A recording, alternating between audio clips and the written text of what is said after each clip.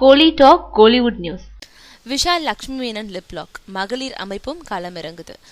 விஷால் நடிச்ச நான் சிகப்பு மனிதன் ஏப்ரல் 11 வெளியாகுது. இந்த படத்துல லக்ஷ்மி மேனனோட உதட்டுல விஷால் முத்தமிடுற காட்சி இடம்பெறுது. இந்த காட்சியில லக்ஷ்மி மேனனோட உதட்டுல நிஜமாகவே விஷால் முத்தம் கொடுத்து நடிச்சிருக்காரு. இல்ல முத்தம் கொடுத்திருக்காரு. விஷாலுக்கும் லக்ஷ்மி மேனனுக்கும் காதல் இருக்கிறதா திரையுலகில செய்திகள் பரவி இருக்கிறதுனால இத புருஷன் பொண்டாட்டி சமாச்சாரமா திரையுலகினர் ஈஸியா எடுத்துக்கிட்டாங்க.